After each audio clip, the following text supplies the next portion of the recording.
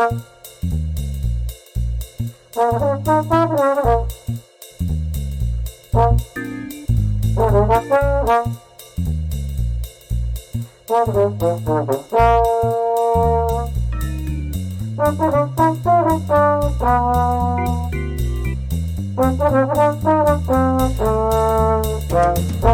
and welcome to Hey, we like your pod.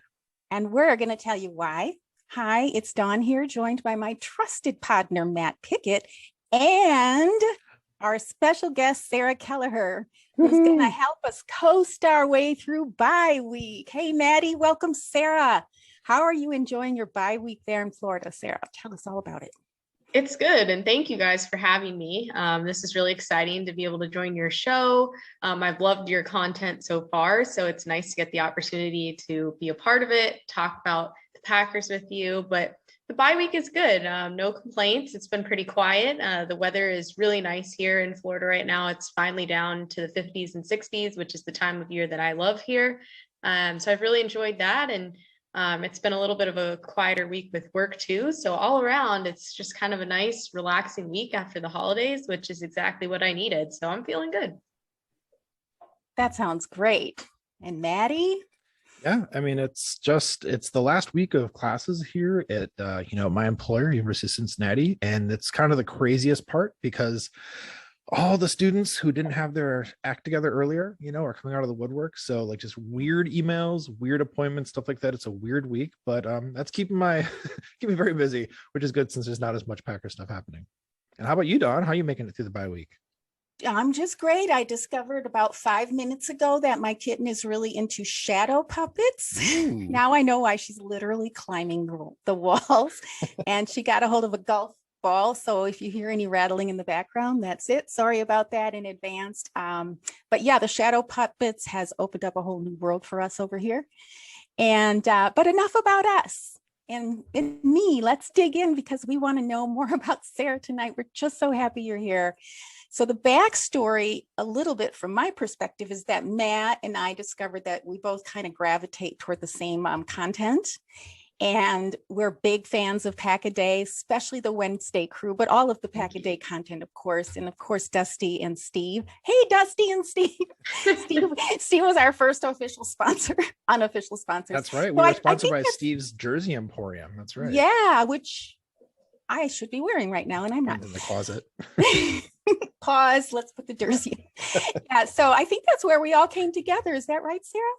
Yeah, I really think we connected really through the Packers Twitterverse, whatever you want to call it. But I know you guys were both really active listeners of our Wednesday show. You were both always sending in questions, commenting on episodes. Matt was actually a guest on our show during the off season. We just said, hey, any listeners, we're going to pick one. And we just happened to pick Matt. So we had the opportunity to get to know him a little bit better. And then Dawn, you're always sending in great questions. Definitely a regular in the comments for questions for the Wednesday crew. And I know like Matt and I have DM'd and talked about other things like Marvel and college football too. Since he's at Cincinnati and I went to UCF, we can trash talk a little bit there.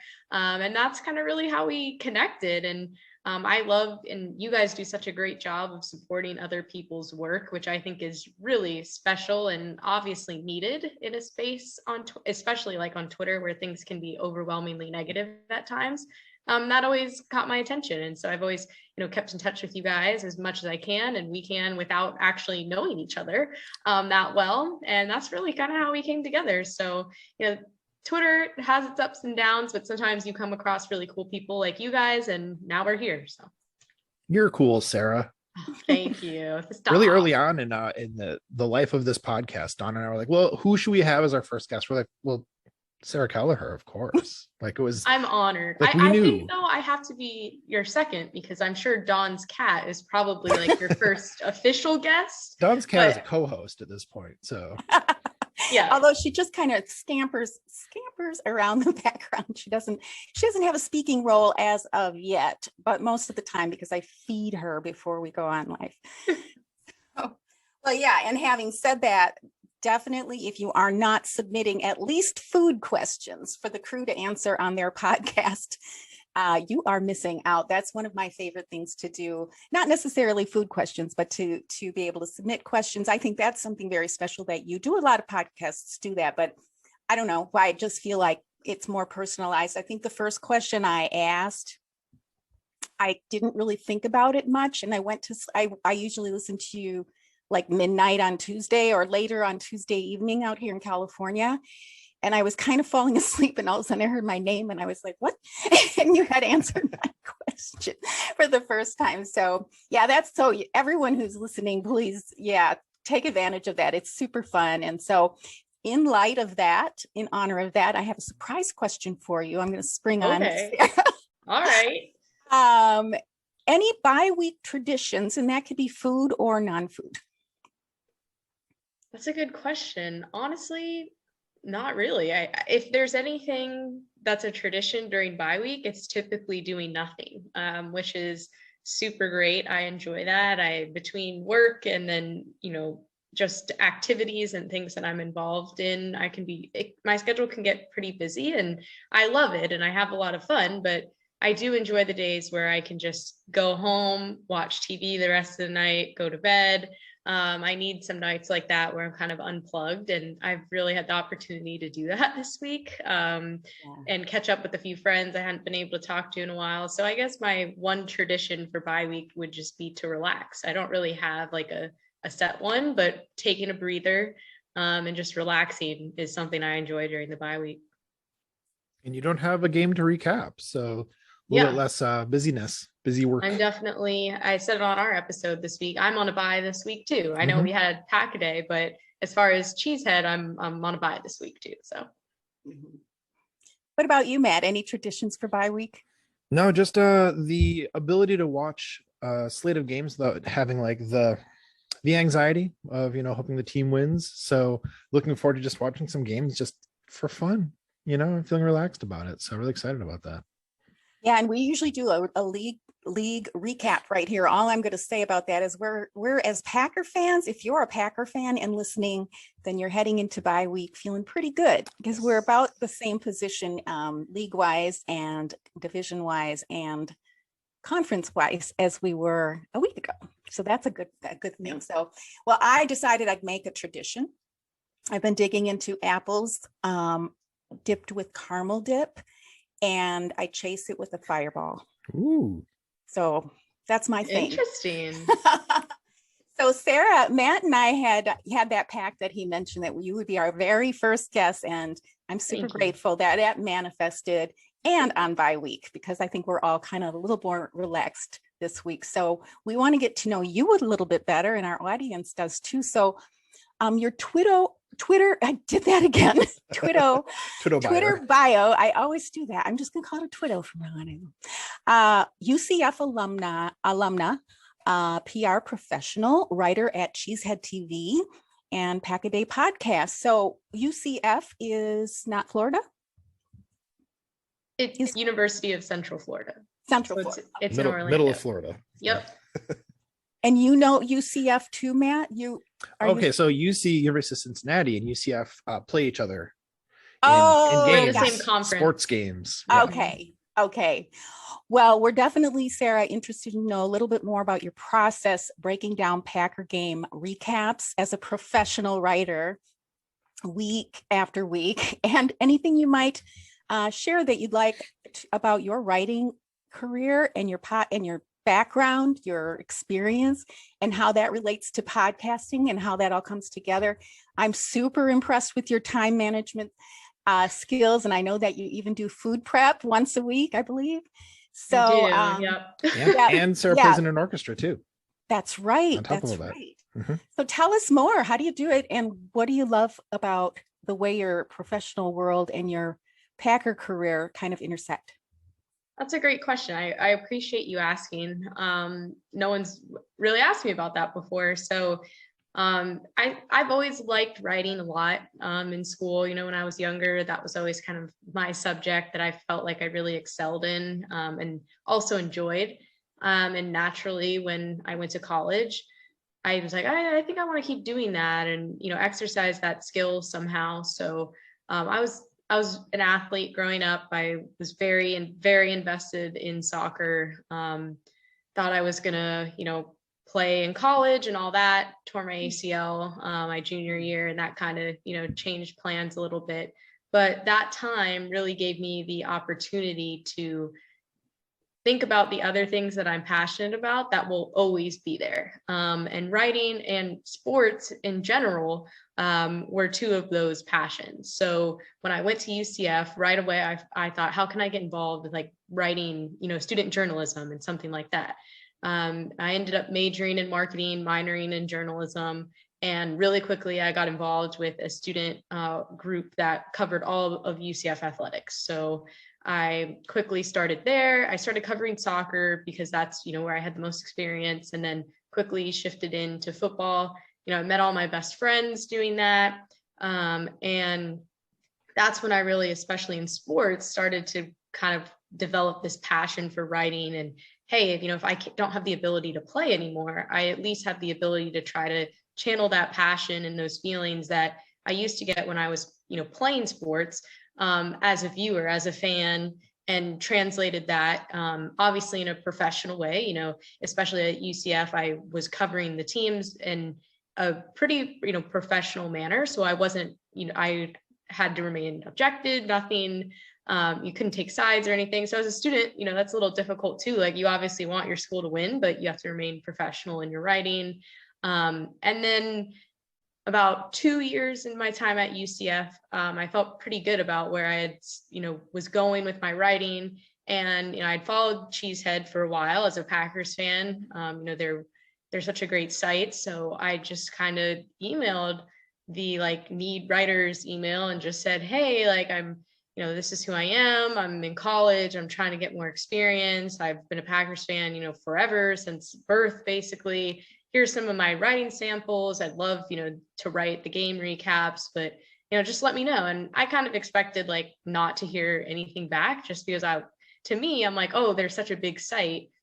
They're not going to respond. And I sent it actually right before my class. So then I go to my class and I open my laptop to take notes, and I see that Aaron Nagler had responded to me already. And I'm like, oh my gosh. So they had connected me with their team, and we talked a little bit. And then in 2018, I started writing there. And very quickly it was yeah, this is what I want to do. But sports to me is a really fun hobby. I love writing about the Packers, podcasts about the Packers.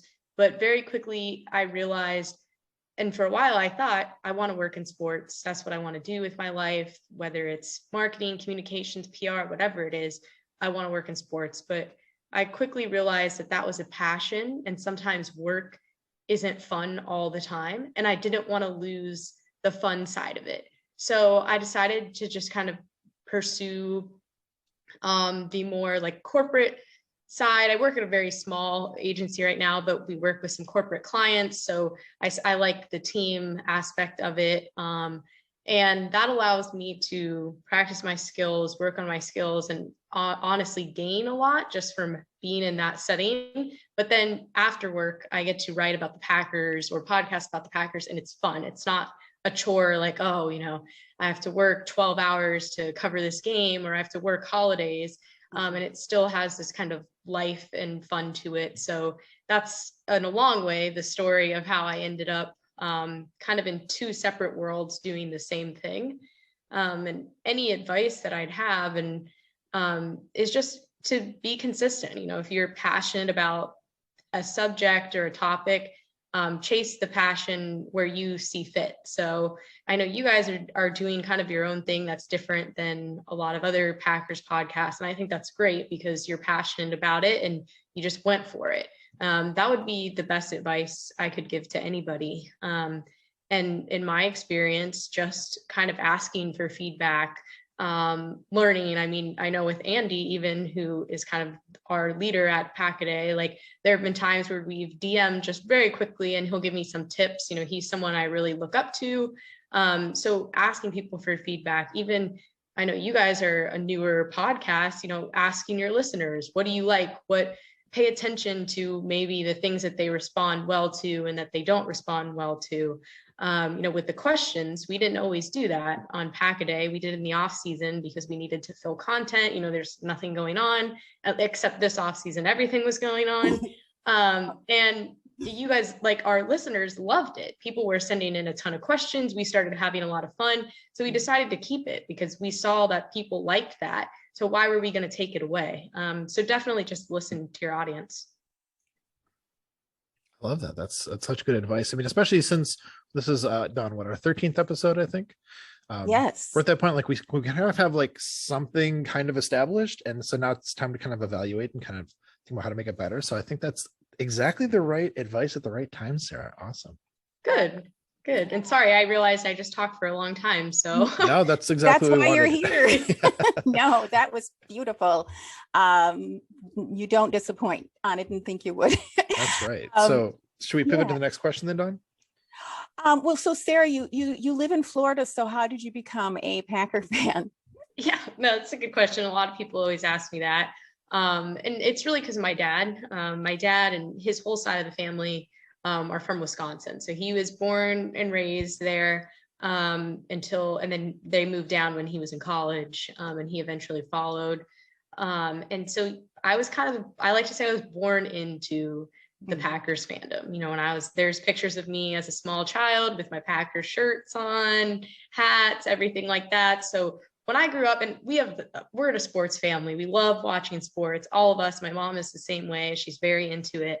And when I was a kid, that's what we would do. Like if sports were on, it was we're cheering for the Packers. So I never knew, it sounds corny, but I never knew a life where we didn't root for the Packers because that's what we always did. That my dad was always watching the games.